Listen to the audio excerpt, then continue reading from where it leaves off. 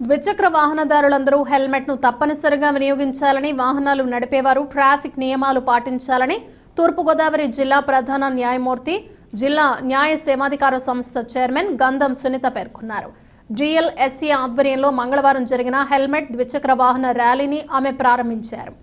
ఈ సందర్భంగా గంధం సునీత మాట్లాడుతూ సుప్రీంకోర్టు ఆదేశాల మేరకు ద్విచక్ర వాహనదారులు అందరూ తప్పనిసరిగా హెల్మెట్ను ధరించాలన్నారు. వినియోగదారులు ద్విచక్ర వాహనం కొనుగోలు సమయంలో హెల్మెట్ను తీసుకోవడం వల్ల ఆయా షాపు యజమానులు తక్కువ రేట్లకు ఇచ్చే అవకాశం ఉందన్నారు. ద్విచక్ర వాహనదారులు తమ ప్రయాణ సమయంలో ప్రమాదవశాత్తు రోడ్డు మీద పడిపోయినప్పుడు ప్రాణాలకు ఎటువంటి ముప్పు వాటిల్లకుండా హెల్మెట్ సురక్షిత కవచంగా ఉంటుందన్నారు. CSR నిధుల ద్వారా సాధారణ ప్రజలకు హెల్మెట్లను డొనేట్ చేసేందుకు ఆయా పరిశ్రమలు ముందుకు వచ్చాయని తెలిపారు. ఈ ప్రక్రియ పూర్తయిన తర్వాత హైకోర్టు సూచన మేరకు సాధారణ ప్రజలకు హెల్మెట్లను ఉచితంగా పంపిణీ చేయడం జరుగుతుందన్నారు.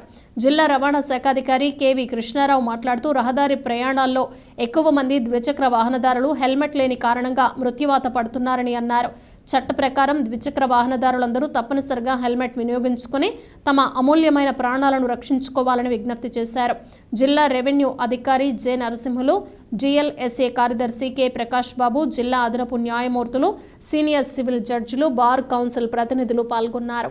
GSLA వారి ఆధ్వర్యంలో ఈరోజు మన కోర్టు సెంటర్ నుంచి హెల్మెట్ ర్యాలీ అనేది జరుగుతుంది. హెల్మెట్ ర్యాలీ ఎందుకనంటే హెల్మెట్లు పెట్టుకోవాలనేసి మన చట్టం చెప్తుంది. దానిలో భాగంగా హెల్మెట్లు ధరించాలనేసి అవేర్నెస్ తీసుకురావడానికి ఈ ర్యాలీ చేస్తున్నాం. ప్రమాదాల్లో ఎక్కువ పర్సంటేజ్ అజాగ్రత్త వలన జరుగుతున్నాయి కాబట్టి దాన్ని నివారించడంలో అవేర్నెస్ కార్యక్రమం కింద హెల్మెట్ ర్యాలీ పెట్టుకుంటాం.